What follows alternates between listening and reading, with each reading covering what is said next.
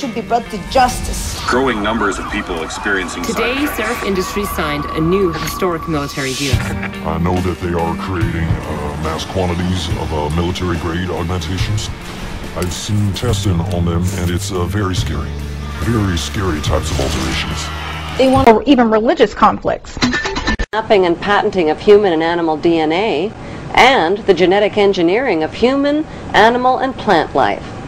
They are also developing chemical, bacteriological, and psychological weaponry, as well as tectonic and climate weaponry. The troops who carry tracking devices are assigned to, what the equipment looks like, or where it's placed on the body. Just about every U.S. military vehicle in Iraq has GPS or another type of electronic tracking device so their commanders can monitor them. It's called Blue Force tracking. Some law enforcement units back home have experimented with chips that give physical data about officers but don't have tracking signals. U.S. military officials say soldiers and Marines in most regular combat units in Iraq, like the Missing Soldiers Division, are not outfitted with tracking devices. One reason? The danger involved if a soldier carrying one gets captured. That provides certain options for the adversary. If he knows that this is a tracker and somebody's going to come back and get this tracker because they think it's associated with a human being, they have the ability to set up an ambush for whatever unit's going to come back and try and find this unit.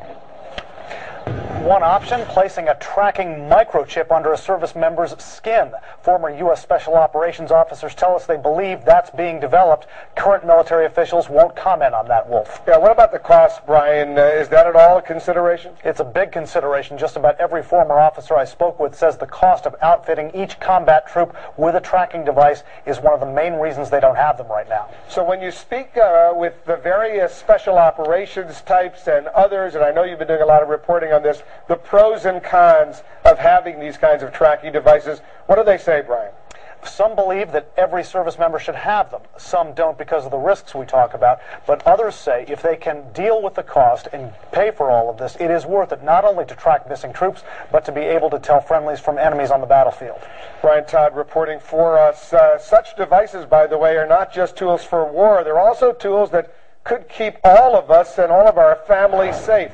We saw that back in February when 3 mountain climbers and their dog were stranded overnight on Oregon's Mount Hood. Rescuers found them all safe by tracking their mountain locator unit, a device similar to the one seen here. Also, many models of cell phones use GPS tracking software that could locate you in case of an emergency. There are also several products available to keep track of children. Many of them act as emergency cell phones and tracking devices, with some even able to display on a map the places your child has visited. Still ahead tonight.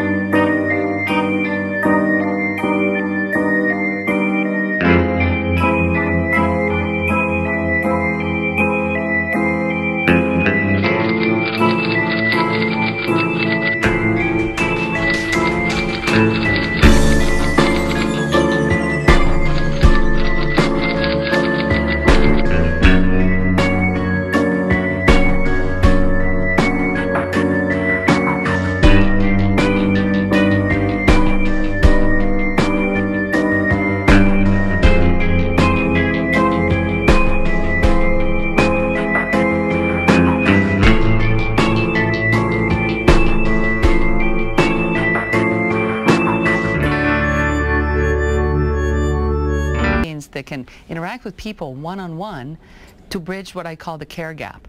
So there are a lot of people, numerous, thousands, even millions of people, who need one-on-one care, whether it's because they are aging in place and they're becoming lonely and isolated. They need to be reminded to be social, to walk around, to connect with their family, to take their medication. All right, Jack, can I have you move your arms like this? Above your head, like that. USC graduate student Juan Fasola conducts exercise sessions with elderly participants using a USC-designed robot named Bandit. The robot's intention is not to replace anybody, not to replace any of the human care, but rather to supplement that care, to provide that care where that care is not available or not cost feasible. So if you imagine a stroke patient, for example, they need to do 8 hours of rehabilitation every day to progress in their injury, to heal. And a therapist might be with them for 1, maybe 2 hours before going on to another patient. Terrific. Great. Lower your left hand a little bit. Following Bandit's exercise program helps aging participants like 83-year-old Jack Frost keep not just their bodies in tune, but their minds as well. If I had a chance to work with this every day, I think it would help me in trying to improve my short-term memory, which I've kind of lost, you know. Try and remember as many gestures as possible. Oh, that's too bad. That wasn't the correct gesture. The robot is not judgmental, so participants don't feel embarrassed if they perform tasks incorrectly. I think it's an easier for me to communicate directly with the robot, knowing I'm not going to get any feedback like I might get from a human being. And unlike computers, smartphones, and laptops, people tend to ascribe attributes to robots, much like they would pets. Something in our wiring gets us to be socially active and engaged with machines that can be socially active and engaging back with us. And so there's tremendous potential to create machines that can engage with people and help people in their daily lives. Awesome. They've been in television shows and in our imagination, but they're coming to be companions. They're coming to be around us, and there are some people who predict that within a few years there's going to be a robot in every home.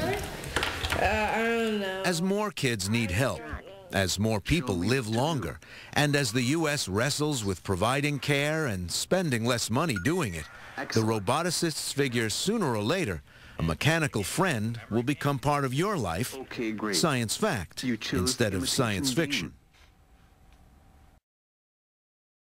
they don't repent, just as these folks did. And you go through and look at all this thing, you know, use a third of the... We build a dictionary that translates between things that happen in the world and these different parts of your brain and how they respond.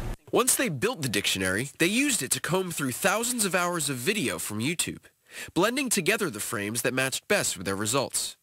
This allowed them to make a rough reconstruction of the movies the subjects saw.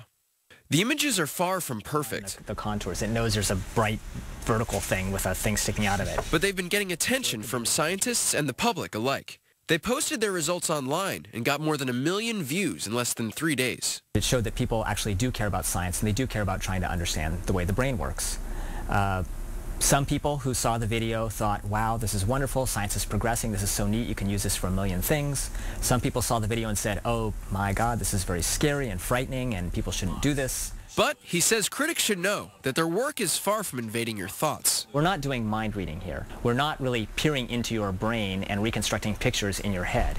We're reading your brain activity and using that brain activity to reconstruct what you saw. And those are two very, very different things. Also, the equipment needed for fMRI costs millions and weighs several tons, making it unlikely to be used outside of a hospital or research setting. At some point in the future, people will come up with other methods of measuring brain activity that are more direct and are much more accurate. But not everyone is waiting for the next breakthrough. Some companies have adapted a simpler, more stripped-down approach: electroencephalography, or EEG. Unlike the big, expensive equipment needed for fMRI, the EEG technology used here at NeuroSky is smaller, cheaper, and ready for mainstream use. In the last 10 years, EEG has evolved from a dedicated room with a huge processing box, a statistician that had to go through all of the signal readings, and distilled it into a $99 device. EEG converts the electrical impulses of the brain into patterns that can be seen on a computer. It's less precise than fMRI, but it can provide a glimpse of the overall mood of the brain, or what are called dominant mental states. Those can be, are you paying a high level of attention? Are you in a deep state of relaxation? It turns out that metric, attention and relaxation, provides enough feedback for a wide range of mind-powered applications, mostly in entertainment and games. So we're actually going to battle our minds against each other. Begin. Here, your level of concentration pushes the ball toward your opponent. When it reaches the other side, you win.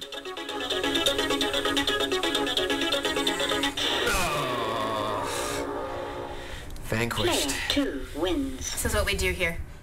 Some games are designed to help people de-stress and meditate.